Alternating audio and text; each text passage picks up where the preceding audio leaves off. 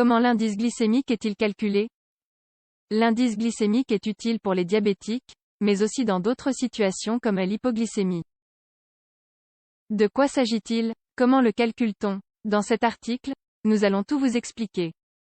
L'indice glycémique est un paramètre qui a gagné en force et en importance ces dernières années, en particulier chez les personnes atteintes de diabète. On l'appelle aussi l'index glycémique. Ce paramètre mesure la capacité d'un aliment à augmenter la glycémie après un repas. La glycémie est la quantité de glucose dans le sang, qui se produit après la digestion des glucides des aliments.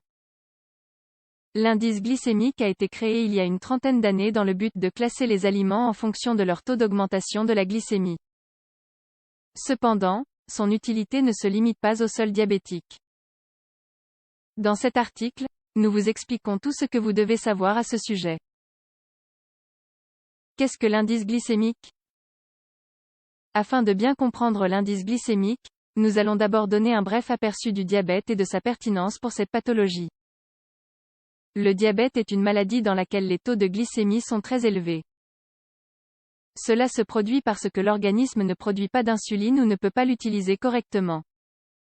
L'insuline est la clé, qui permet au glucose d'entrer dans les cellules. Lorsque cela se produit, cet excès de glucose dans le sang peut causer de nombreux dommages à l'organisme avec le temps. Plusieurs études établissent un lien entre le diabète et les maladies cardiaques, oculaires ou rénales, entre autres. Ce problème a conduit à la création de l'indice glycémique. Il était destiné à mesurer la glycémie après avoir consommé différents aliments. De cette façon, il a été possible de choisir les aliments les plus appropriés en fonction de notre état de santé. Par exemple, un diabétique a besoin d'aliments ayant un index glycémique plus bas. Cependant, lorsqu'une personne entre dans une hypoglycémie, une situation dans laquelle la glycémie est très basse et met la vie en danger, elle a besoin d'autres personnes ayant un indice plus élevé. Comment est-il calculé? En résumé, on peut dire que l'indice glycémique est une expression numérique de la façon dont la glycémie varie après avoir mangé un certain aliment. Il s'agit en fait d'un simple test de laboratoire. Aujourd'hui, il existe de nombreux calculateurs qui nous permettent de le connaître. Il est utilisé pour déterminer la vitesse à laquelle les glucides de nos repas passent dans le sang sous forme de glucose. L'indice glycémique est mesuré sur une échelle de 0 à 110.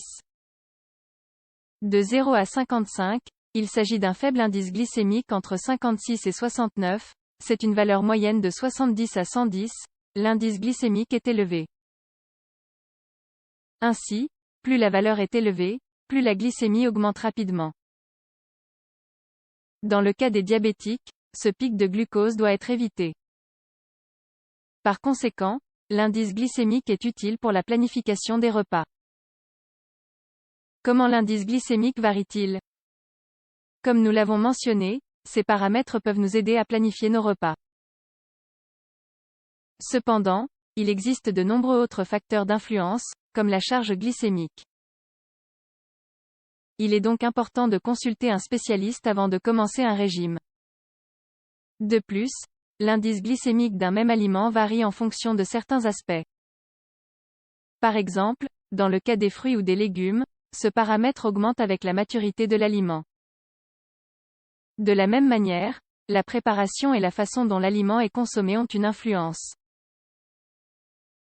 Un jus a un indice plus élevé que le fruit à partir duquel il est obtenu.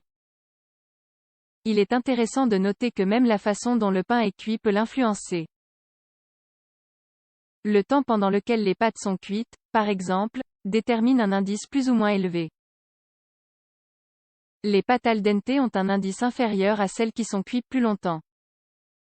En conclusion, l'indice glycémique est un paramètre utile dans certaines situations, comme chez les diabétiques, leur permettant de contrôler relativement bien leur pic de glycémie après les repas. Certains des aliments les plus recommandés sont les légumineuses, les légumes et la plupart des fruits. Les fibres ont tendance à abaisser l'index glycémique d'un aliment. D'autre part, il peut nous aider à savoir comment aider une personne qui souffre d'hypoglycémie. Le choix d'un aliment avec un taux élevé sera essentiel pour améliorer cette situation. Idéalement, Cependant, vous devriez consulter un médecin ou un nutritionniste pour obtenir les faits avant de prendre une décision qui affecte votre alimentation.